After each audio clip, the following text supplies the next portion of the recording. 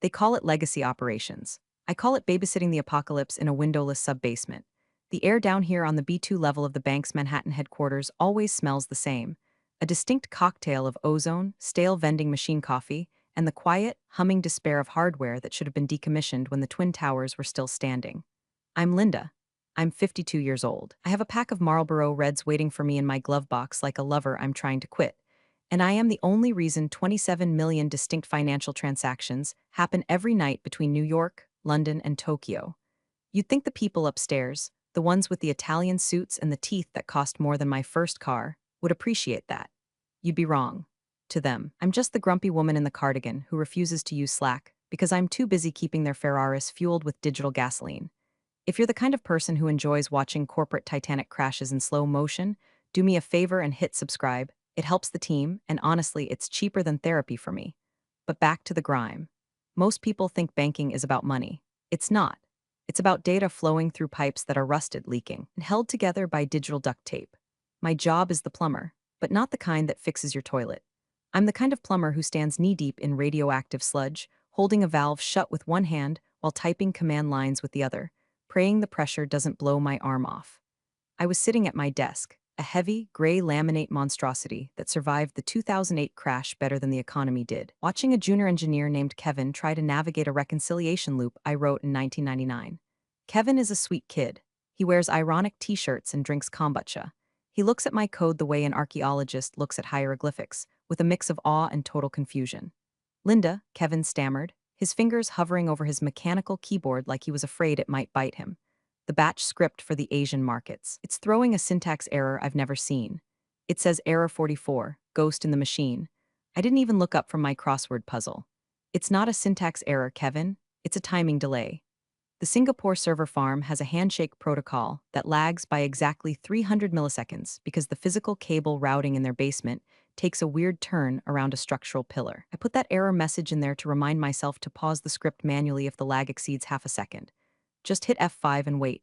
Kevin hit F5. The screen flashed green. The terror drained from his face. How do you remember that? I don't remember it, Kevin. I feel it in my knees. When it rains in Singapore, my arthritis flares up in the server's lag. It's symbiosis. That was the ecosystem. Delicate, ancient, functioning. Then the door opened. You know how the pressure changes in a room when a hurricane blows a window out? That's what it felt like. But instead of wind, it was the overpowering scent of sandalwood, expensive ambition, and pure unadulterated bullshit. Enter Trent. Trent was our new CTO. He had been poached from some Silicon Valley unicorn that disrupted the dog-walking industry or some other nonsense. He was 30-something, wore a suit that was too tight in the ankles, and had a smile that didn't reach his eyes, a shark in loafers. He looked around my domain, my B2 kingdom of humming server racks and tangle wire nests, and his upper lip curled just a fraction of an inch. He wasn't seeing the billions of dollars of infrastructure.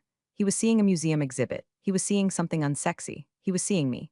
So Trent said, his voice echoing too loudly off the metal cabinets. "This is the engine room, huh?" I slowly capped my pen. I didn't stand up. I learned a long time ago that standing up for men like Trent just makes them think you're ready to take an order. We prefer the core, Trent, but sure, engine works. He walked over to the main mainframe terminal, a beast of machine we affectionately called Big Bertha. He tapped the monitor with a manicured fingernail. Green text on a black screen. Very retro. Is this actually live, or is this just for monitoring? That terminal controls the Swift operational bridge, I said, my voice flat. If you spill your matcha latte on it, the European economy takes a sick day. Trent laughed. It was a dry, hollow sound like shaking a box of rocks. Funny, you're Linda, right? The legacy operations manager? Lead engineer, I corrected. Operations manager implies I manage people. I manage disasters. He nodded, looking past me, scanning the room. Right. Well, Linda, I'm doing a tour of the infrastructure. We're looking to modernize, pivot to the cloud, microservices, agile workflows, bring this bank into the 21st century. I felt a twitch in my left eye. We are in the 21st century, Trent, and the reason we're still solvent is because this retro system actually works. It doesn't need a pivot, it needs respect and regular maintenance. He turned his gaze on me then. It wasn't friendly. It was the look a developer gives a line of code they intend to delete. Respect is great, Linda, but scalability is better. I've been looking at the metrics. The latency down here, it's embarrassing. We're losing milliseconds. In high-frequency trading, milliseconds are millions, and reliability is billions. I shot back. You can have it fast or you can have it right. This system reconciles accounts to the penny every single night across 14 currencies. It hasn't missed a beat in 27 years. You want to replace that with a cloud server hosted in Virginia that goes down every time someone trips over a cord at Amazon? Trent smiled again, that shark-like grin widening. I think you're underestimating what modern tech can do, Linda. You've been down here a long time. Maybe, too long, you get attached to the old ways. It's natural. But we're not running a history museum. We're running a bank. He started walking toward the exit, his heels clicking sharply on the linoleum. At the door, he paused and looked back at Kevin, who was trying to merge into his chair. Nice work, kid, Trent said, ignoring me completely. We'll get you some real tools soon. Get you off this dinosaur tech. Then he left. The silence rushed back in, but it felt different now. The hum of the servers sounded less like a purr and more like a growl. I looked at Kevin. He looked terrified. Called it a dinosaur, Kevin whispered. I reached for my bag and pulled out my thermos. Dinosaurs ruled the Earth for 160 million years, Kevin. Humans have barely managed 200,000. He thinks he's an asteroid, but he's just a tourist. But deep down in the pit of my stomach where the anxiety usually sat, I felt something shift. It wasn't fear. I was too old for fear. It was a cold, hard realization. Trent wasn't just an annoyance. He was an existential threat, not just to my job, but to the stability of the entire financial web we were weaving down here in the dark. I took a sip of my coffee. It was lukewarm and bitter, just the way I like it. Kevin, I said softly, pull up the activity logs for the last 6 months. I want to see everything Trent has accessed since he got his badge. Why? Kevin asked. Because I said, staring at the blinking green cursor on Big Bertha, if he wants a war, he's going to find out that the dinosaurs have really big teeth. This was the beginning. I could smell it. The ozone in the room seemed to sharpen, the static electricity raising the hair on my arms. Trent thought he could just walk in here with his buzzwords and dismantle the bones of this institution. He had no idea. He saw code. I saw arteries. He saw hardware. I saw organs. And if you try to rip out an organ without knowing what it does, the patient doesn't just get sick. The patient bleeds out. I lit a metaphorical cigarette in my mind because actual smoking down here would trigger the halon gas system and kill us all, and cracked my knuckles. Let's see what you've got, Wonder Boy, I muttered. The first casualty of any corporate war is communication. You stop getting the optional meeting invites, then the mandatory ones, then you stop getting the emails altogether. 2 weeks after Trent's little tour of the dungeon, I was walking past the main conference room on the 40th floor, the sky deck, as they called it. I was only up there because the vending machine in the basement had finally given up the ghost, and I needed caffeine to function. The sky deck is all glass walls, polished chrome, and people who look like they've never had a carbohydrate in their lives. Through the glass, I saw them. Trent, the CFO, the head of trading, and a flock of junior developers who looked like they were barely out of puberty. They were gathered around a massive smartboard. And there, written in red digital ink, was a diagram. It was my system. Well, it was a cartoon version of my system. It looked like a child's drawing of a nuclear reactor. Boxes labeled legacy bloat and obsolete logic were crossed out with big, aggressive X's. Arrows pointed to a fluffy white cloud labeled the future. I stood there, holding my lukewarm cafeteria coffee, feeling a cold heat spread through my chest. It wasn't anger. Anger is hot and messy. This was clarity. It was the feeling you get when you realize the strange noise in your car engine isn't a loose belt, but the transmission grinding itself into dust. One of the interns, a girl named Sarah who had actually helped debug a Python script last month, looked up and saw me. She froze. She nudged the guy next to her. Trent turned around. He didn't look embarrassed. He didn't look guilty. He smiled and waved, a little shoo-shoo motion with his hand, like I was the cleaning lady interrupting a board meeting. I didn't wave back. I turned and walked to the elevator, my heels sinking into the plush carpet that cost more per square foot than my house. Back in the basement, I didn't yell. I didn't throw things. I did what I've done for 27 years. I dug.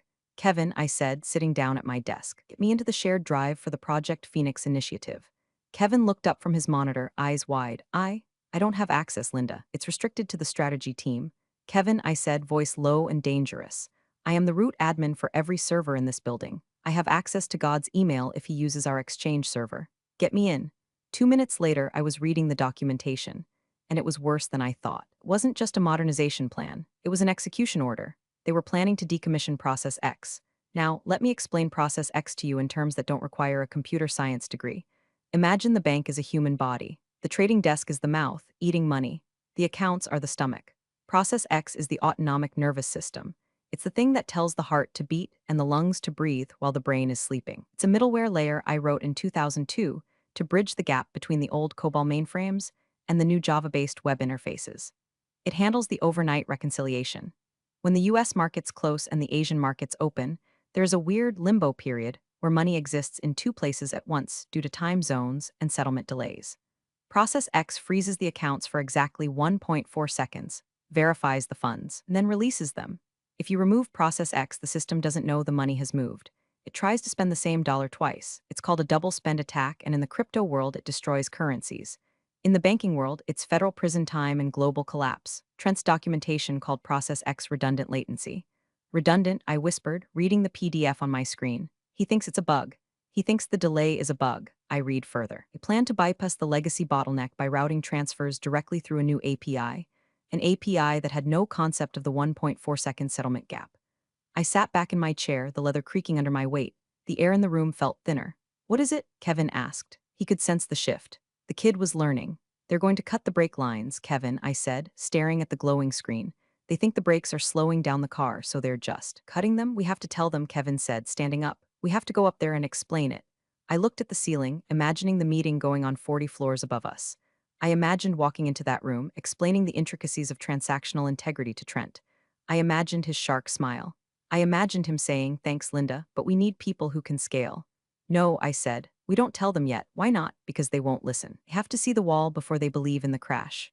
I started typing. Not code, notes. I created a new folder on my personal encrypted drive. I named it the autopsy. I spent the next 4 hours documenting exactly what would happen. I pulled the logs from 2008 when a glitch in the old system caused a similar error. I pulled the patch notes where I fixed it. I traced the dependencies.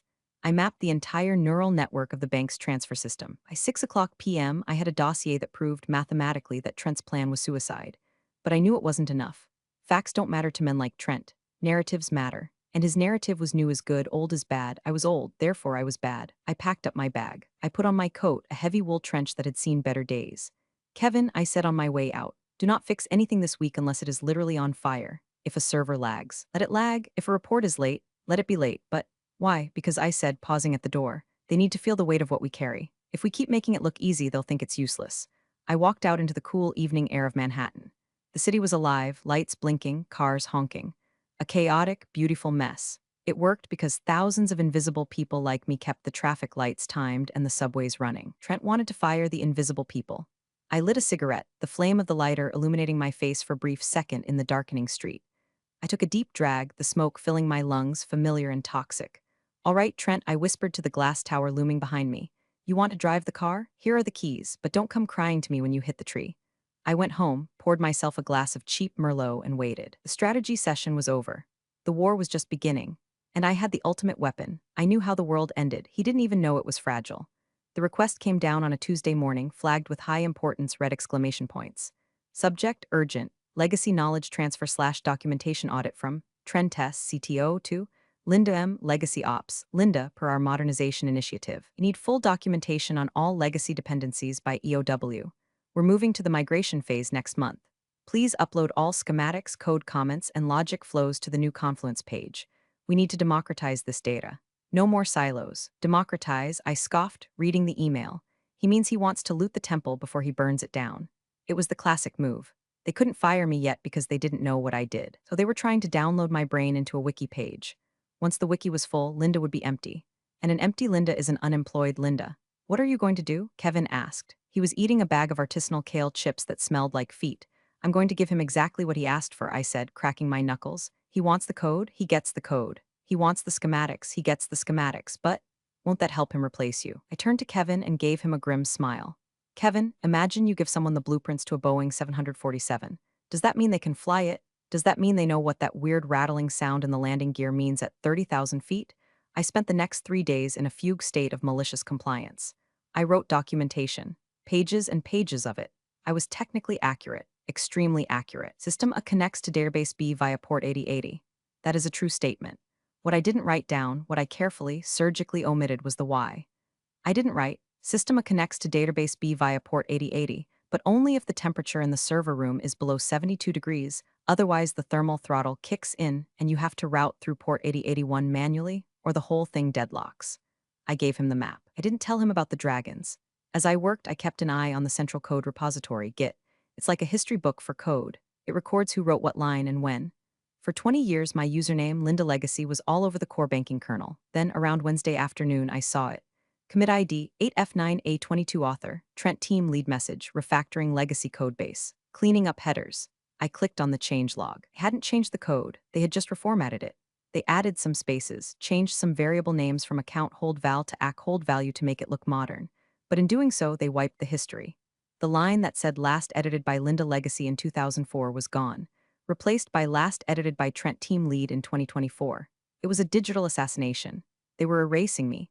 I watched my name disappear from the files, file by file, like Marty McFly's siblings fading from that photograph. It hurt. I'm not going to lie. I'm a cynic, I'm tired, and I'm bitter, but I'm also proud. I built this. I kept the lights on through the 2008 subprime crisis while these kids were still in diapers. I patched the Y2K bug while the rest of the world was partying like it was 1999. And now, some 25-year-old with a degree in user experience was pasting his name over my work. I stopped typing. I looked at the documentation I was writing. It was too helpful. Even without the Y, it was too good. I highlighted the section on the overnight settlement bridge, the critical piece, the heart of the beast. Delete. I rewrote it. The overnight settlement bridge handles routine data transfer. It is a standard SQL query. Standard, I whispered. Good luck with that. I wasn't just hiding the landmines anymore. I was polishing them so they looked like stepping stones. Thursday came, I uploaded the documents. The file size was impressive. 400 pages of technical jargon, flowcharts, and diagrams. It looked like a masterpiece of transparency. To the untrained eye, it was the keys to the kingdom. To me, it was a suicide note addressed to the bank's solvency. Trent replied 10 minutes later. Thanks, Linda. I'll take it from here. Great work on the handover. Handover. The word hung in the air like a bad smell. I stood up and walked over to the main server rack. The lights were blinking, steady, rhythmic, green, thump, thump, thump, thump, the heartbeat of the bank. I reached out and touched the cold metal of the casing.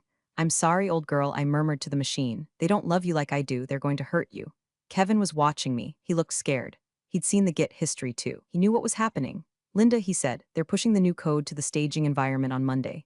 The refactored version. I know, I said, if they push that to production. Without the middleware, chaos, I finished for him. Should we stop them? I looked at Kevin. I looked at the coffee stain on the carpet. I looked at the picture of my cat taped to my monitor. I thought about the 401k matching they had cut last year. I thought about Trent's shark smile. I thought about my name being erased from the history books. No, Kevin, I said, my voice ice cold. We don't stop them, we let them learn. But the clients, the transfers, are not my problem anymore, I said. According to the new documentation, I'm just a legacy operator. And legacy operators don't understand the cloud, right? I sat back down. I opened a solitaire window. Trent wants to be the captain, I said, moving a red king onto a black. Let's let him steer the ship. I had mapped out the disaster. I knew exactly where the iceberg was. I knew exactly how fast they were going. And I had just handed the captain a map where the iceberg was labeled open water. It was cruel. It was petty. It was professional malpractice. And it felt absolutely fantastic. Friday, the day of the all-hands operations sync. It's a conference call that involves 40 people, 35 of whom have no business being there. It's mostly managers congratulating each other on alignment and bandwidth. I usually put it on mute and listen to true crime podcasts, but today I was listening. Today was the go/no-go decision for Monday's rollout. The voice on the speakerphone was Trent's. He sounded pumped. He sounded like a high school quarterback before the homecoming game. All right, team, Trent boomed, his voice crackling slightly over the Polycom unit that sat in the center of my desk like a plastic spider.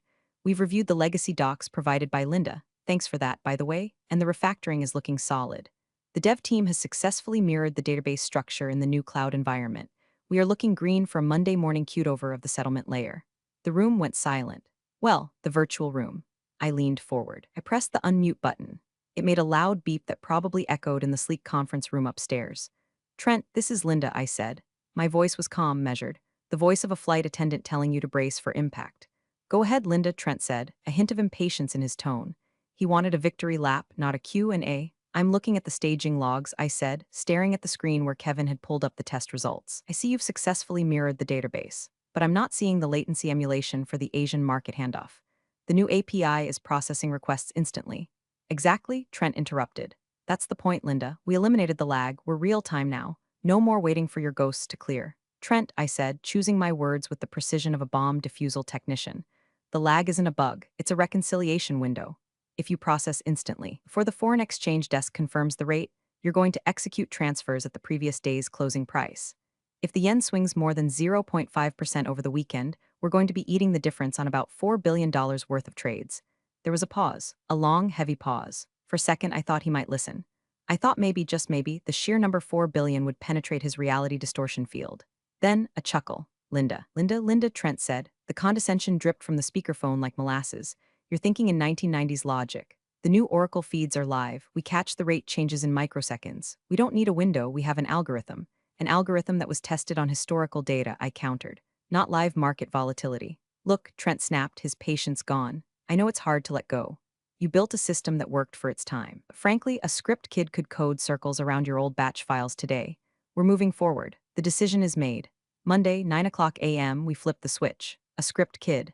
The insult hit me in the chest. I've spent weekends sleeping on the floor of this server room. I've missed birthdays, anniversaries, and one funeral to keep this bank running. I wrote the code that saved them from the flash crash of 2010. He compared me to a teenager in a hoodie copying code from Stack Overflow. I looked at Kevin. His jaw was on the floor. He looked at me, waiting for the explosion. Waiting for me to scream, to resign, to threaten. I smiled. It was a terrifying smile. It was the smile of a predator that has just stopped hunting and decided to simply wait for the prey to die of stupidity. Understood, Trent, I said into the phone. You're the CTO, it's your call. Just let me know when the circle's complete. Will do, Trent said, dismissing me. All right, moving on to the marketing updates. I muted the phone, I stood up.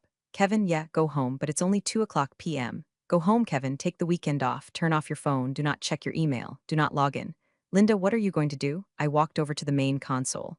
I pulled up my personal admin script, the one called the janitor. It was a collection of automated patches, cron jobs, and error catchers that I had running in the background for years.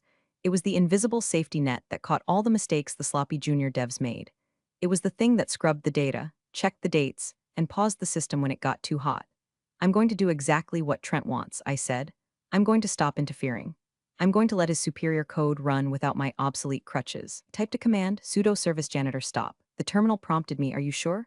Y/N, I didn't hesitate. I hit Y, then enter. A series of small green lights on the server rack flickered and went dark. The hum of the room changed pitch. It became slightly louder, slightly rougher.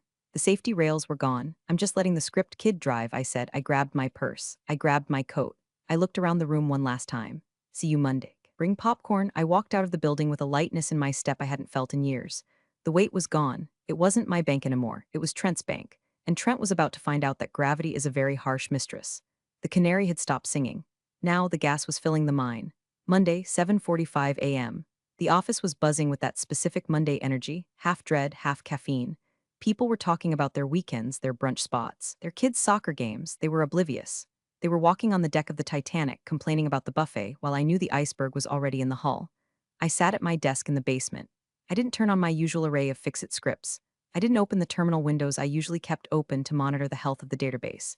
Instead, I opened a single dashboard, global transaction volume, real time, and I made a cup of tea, Earl Grey, hot. Kevin came in at 8:15. He looked pale. He looked like he hadn't slept. Did you turn it back on? He whispered, putting his bag down. Turn what back on? I asked innocently, blowing on my tea. The janitor script, the safety net. Trent said our legacy tools were holding us back, Kevin. I wouldn't want to impede progress. Kevin swallowed hard. He pulled up his chair and logged in. Oh God, he muttered. The pre-market queue is already building up. New API isn't batching them. It's trying to push them all through at once. Scalability, I said, taking a sip. 8:30 a.m. The markets in London were closing their midday gap. The New York pre-market was heating up. On the dashboard, a line that was usually a gentle curve started to look like a jagged mountain range. Upstairs, I knew Trent and his team were in the war room. They were probably high-fiving. They were probably looking at their own dashboards, ones that showed CPU usage and cloud uptime. Those dashboards were green because the cloud was up. The servers were running. The problem wasn't hardware, it was logic. And logic doesn't show up on a CPU graph until it destroys the data. 8:45 a.m. The auto-purge scheduler, a nasty little utility that deletes orphan transaction records to save space, woke up. Normally, my scripts put a leash on this dog, telling it, down, boy. Wait until verification. Today, the dog was off the leash. I watched the log file scrolling on my secondary monitor. Deleting record ID, 994,822, success. Deleting record ID, 994,823, success. It's eating them, Kevin whispered, horror in his voice. The new system isn't tagging the pending transfers correctly, so the purge script thinks they're junk data. It's deleting live wire transfers. It's just cleaning up the environment, I said, very efficient. Linda, that's the payroll batch for a Fortune 500 company. Oops, I said, no emotion, just a flat observation. 8:55 a.m., my phone rang. It was the help desk manager. Hey Linda, we're getting a few tickets from the Asia Pac team. They say their end-of-day reconciliation numbers are off. Like, way off. Can you check the batch? I'm sorry, I said. Per the new directive, all legacy batch operations have been deprecated. You'll need to route that ticket to the cloud migration team. Trent is the point of contact, but they don't answer the phone. I guess they're busy scaling, I said, and hung up. 9 o'clock a.m. Opening bell on Wall Street, the floodgates opened. The volume on the dashboard spiked vertically. It went from a mountain range to a rocket launch. The new API, stripped of my bottleneck middleware, accepted every single connection request simultaneously. It was beautiful in a destructive way. It was like watching a dam burst. The system wasn't rejecting the traffic, it was swallowing it, and because the internal logic was broken, because the old guard checks were gone, it was processing garbage. Money was moving, but it was moving to nowhere. It was moving into the void. 9:02 a.m. The first alarms started, not the digital ones, the real ones. I heard shouting in the hallway. Kevin was gripping his desk so hard his knuckles were white. Linda, the queue is deadlocked. The database is locking rows faster than it can release them. It's going to seize. I checked my watch. Wait for it, I said. 9:03 a.m., total systemic cardiac arrest. The dashboard flatlined. The throughput dropped to zero, not a slow decline. A cliff, silence. For about 10 seconds, the basement was the quietest place on Earth. The hard drive stopped seeking. The fans spun down. The frantic blinking of the modem lights went solid red. Then chaos. My desk phone rang. Kevin's desk phone rang. The emergency red phone on the wall, which I had only heard ring twice in 20 years, started blaring like a fire truck. Upstairs, on the trading floor, screens were freezing. Billions of dollars in liquidity had just evaporated into the ether of a refactored cloud instance. I calmly reached out and unplugged my phone. "Tea's getting cold," I said. The countdown was over. The bomb had detonated. And I was the only one with the defusal kit, which I had conveniently left at home, or rather in my head. I sat back, crossed my arms, and waited for the inevitable sound of expensive Italian loafers running down the stairs. You know that sound in movies when a submarine hull breaches? That groaning, tearing metal sound before the water rushes in. That's what the bank sounded like at 9:04 a.m. It wasn't water, though, it was panic. It started as a murmur from the ceiling, the collective vibration of 300 traders slamming their fists onto their desks simultaneously on the floors above. Then came the stampede. Kevin was staring at his monitor, which was now just displaying a cascading waterfall of error codes. Error 503, deadlock detected. Transaction rollback failed, integrity violation. It's all failing, Kevin stammered. The retry loops are attacking the primary database. It's a DDoS attack, but we're doing it to ourselves. Self-inflicted wounds are always the hardest to treat, I noted, opening a bag of pretzels. The door to the server room burst open. It wasn't Trent yet. It was Mike from the treasury desk. Mike was a guy who usually looked like he'd just stepped out of a GQ photo shoot. Right now, he looked like he'd been chased by wolves. His tie was crooked and he was sweating through his shirt. "Linda," he screamed, bypassing pleasantries, "we can't clear the Fed wire. The interface is frozen. I have $400 million meant for the Deutsche Bank settlement stuck in pending. If that doesn't clear by 9:15, we trigger a liquidity default event." I looked at Mike. I liked Mike. He once bought me a muffin. "I'm sorry, Mike," I said, on my best customer service face. But the Fed wire interface was replaced this weekend. It's now part of the Phoenix cloud. You'll need to speak to the modernization team. I tried, Mike yelled. Their dashboard says all systems operational, but my screen is black. That's the beauty of the cloud, I said. It's always sunny up there, even when it's raining shit down here. Mike looked at the red lights on the server racks. "Can you fix it, please? We're bleeding out." "Don't have access anymore," I lied. "My permissions were revoked to improve security posture. You need Trent." Mike let out a stream of expletives that would have made a sailor blush and ran back out the door, presumably to hunt Trent for sport. 9:10 a.m. The Asia teams were waking up to the nightmare. My email inbox, which I was watching on a side screen, was filling up at a rate of 50 messages per minute. Urgent, critical, stop, help. Frantic energy was delicious. For years, these people had ignored me. They had walked past my desk without a nod. They had cut my budget. They had rolled their eyes when I talked about risk. Now I was the most popular girl at the dance, but I wasn't dancing. I opened the internal chat logs for the dev team, the war room channel. It was pure panic.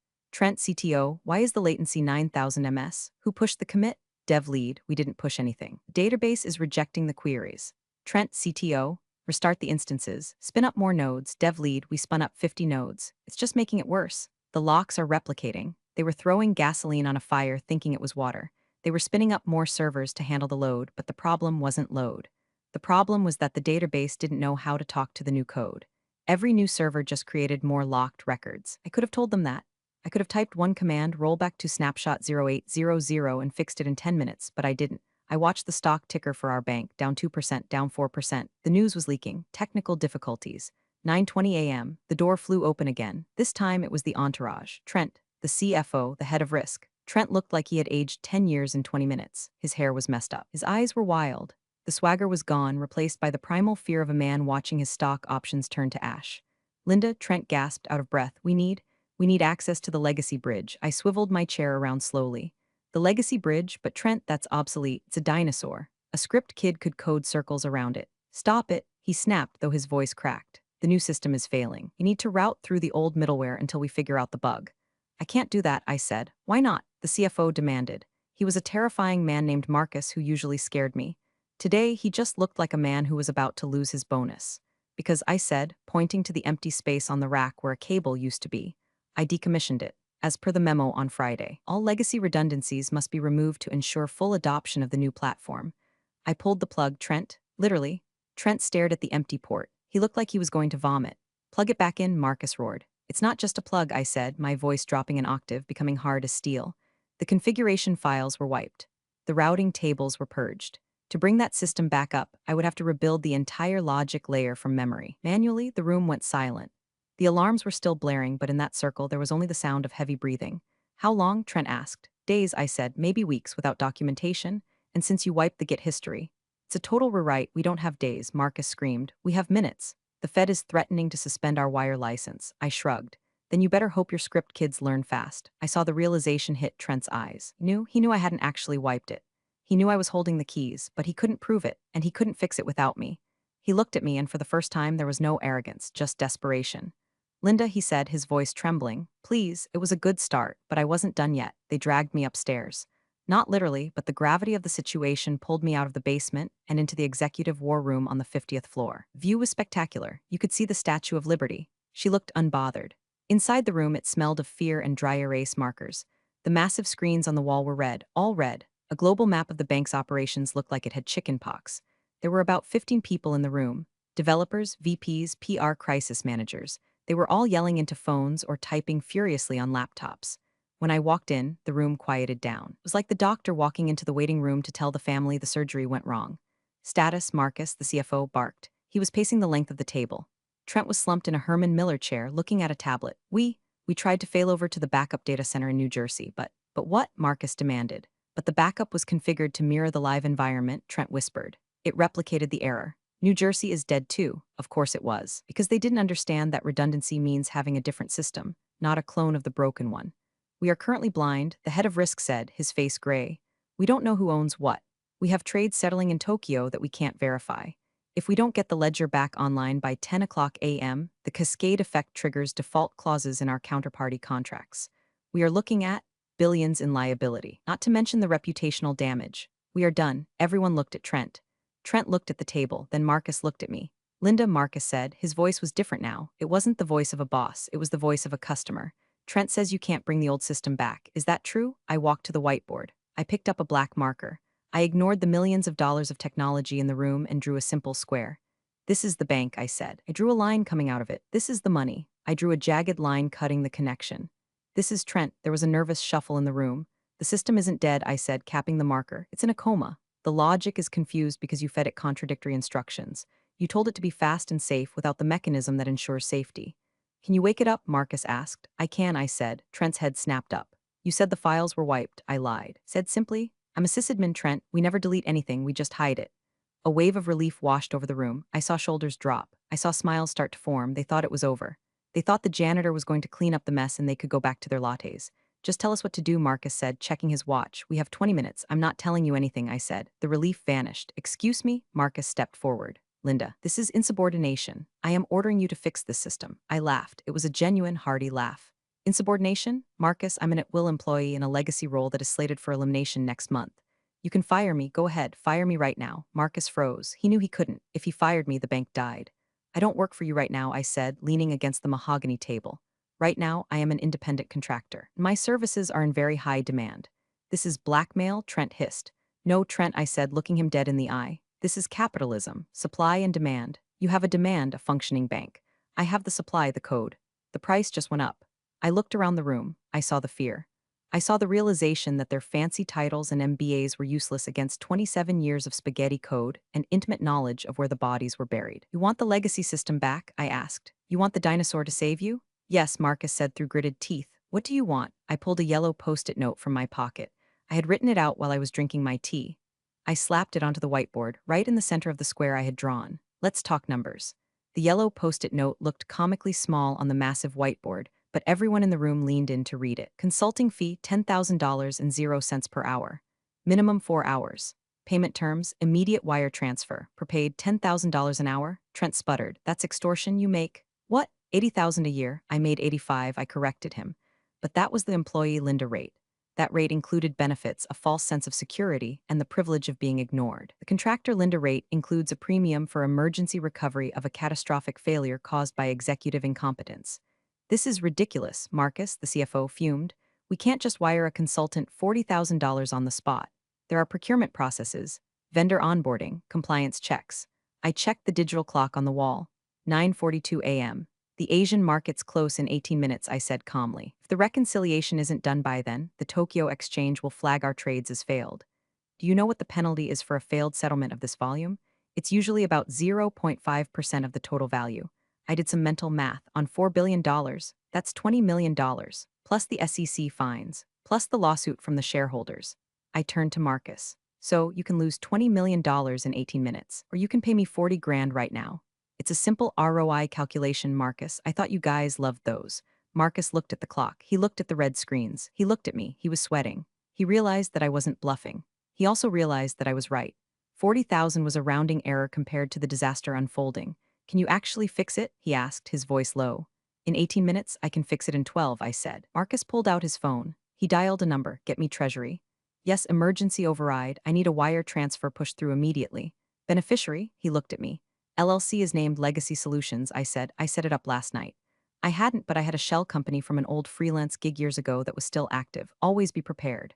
I gave him the routing number. Yes, 40,000. Immediate release. Override the flagged checks. Authorization code Alpha Zulu 9. He hung up. It's done. You'll see it in your account in 2 minutes. I'll wait for the confirmation, I said, folding my arms. We don't have time to wait, Trent yelled. We always have time for verification, I said. That's the lesson of the day, isn't it? 2 minutes passed. Agonizing, silent minutes. The phone in the center of the table beeped. Wire confirmed. I checked my banking app on my phone. There it was. $40,000. More than I used to make in 6 months, earned in the time it took to drink a cup of coffee. All right, I said. Move. I walked over to Trent's laptop. He scrambled out of the chair like it was on fire. I sat down. It was a nice laptop. MacBook Pro top specs. Shame the operator was defective. I opened the terminal. The text was white on black. First, I said, typing as I spoke. We kill the new API. Kill all -9 process Phoenix on the big screen. The jagged lines of the failing transactions flatlined to 0. Now, I said, we wake up the dead. I accessed the hidden partition where I kept the real system. The one I supposedly wiped. Mount/dev/sda1/mnt/legacy service process X start. What are you doing? A junior dev asked, watching over my shoulder. I'm re-engaging the middleware, I said. I'm putting the brakes back on the car. I typed the command that would save their asses. A command that invoked the 1.4-second delay. /reconcile batch sh force ignore timestamp. I hit enter. For 3 seconds, nothing happened. The cursor blinked. The room held its breath. Then scrolling text, green text, connecting to Singapore, success, connecting to London, success, verifying ledger. Batch 1 cleared, batch 2 cleared. On the main wall, the red alerts started turning green. One by one, then in clusters, the queue is clearing. Someone shouted, the backlog is processing. But it's slow, Trent complained, watching the numbers tick up. It's not slow, I said, not looking up. It's careful. It's checking the money before it moves it. You're welcome. 9:56 a.m. All settlements confirmed. The head of risk breathed out, sounding like he was about to cry. We made the cutoff. The room erupted. People were cheering, high-fiving. Trent looked like he had just survived a firing squad. I stood up. I closed the terminal. Pleasure doing business with you, I said. Wait, Marcus said. You're not leaving? We need you to monitor the overnight cycle. My contract was for a minimum of 4 hours, I said. But the scope was fix the crash. Crash is fixed. I'm taking the rest of the day off. But what if it breaks again? Trent asked, panic creeping back into his voice. I smiled. Then I guess you'll have to hire me again. But the rate goes up for after-hours support. It's $15,000 an hour after 5 o'clock p.m. I walked toward the door. I felt 10 feet tall. Oh, and Trent? I said, pausing at the threshold. Yeah, don't delete the janitor script this time. He works cheaper than I do. I didn't go back to the basement. I didn't need to. I had my personal laptop in my bag, and I knew Kevin would handle the cleanup. I walked out of the building at 10:15 a.m. The sun was shining on Wall Street. Tourists were taking selfies with the charging bull. They had no idea that 20 minutes ago, the financial world had almost imploded because a man in a skinny suit thought he was smarter than a batch script written in 2002. I walked to a coffee shop, a nice one, not the vending machine. I ordered a latte, oat milk, expensive. I paid with the card linked to my new LLC account. The machine beeped approved. It felt good. My phone buzzed. It was a text from Kevin. Kevin, you are a legend. Trent is literally shaking. They are putting Process X back into the permanent architecture documentation. They're calling it the Linda layer. I laughed. The Linda layer. A piece of code that does nothing but tell the machine to wait, to breathe, to think before it acts. A monument to patience in a world addicted to speed. I finished my coffee and walked to the subway. I wasn't going back tomorrow. I had already drafted my resignation letter. It was short. Dear Marcus, please accept this as my formal resignation, effective immediately. For future support inquiries, please contact Legacy Solutions LLC. Rates attached. Regards, Linda. I knew they would pay it. They had no choice. They could hire 10 new Trents, but none of them would know why the Singapore server lags when it rains. None of them would know that the database locks up if you run the payroll batch at the same time as the backup cycle. I had spent 27 years being invisible, being the legacy, the dinosaur. But here's the thing about dinosaurs, they were the apex predators for a reason. And here's the thing about legacy systems, they survive because they work. I got on the train. I found a seat. I put in my headphones. I wasn't an employee anymore. I was a consultant. And for the first time in my life, I wasn't just keeping the lights on. I was owning the switch. As the train rattled into the tunnel, plunging us into darkness, I closed my eyes and smiled. The system was running. The money was safe. And Trent was probably staring at a green screen, terrified to touch a single key. We're all healed. Appreciate you sticking around, you legends of the break room. Subscribe for more chaos. Let's make your old managers spill their coffee in fear.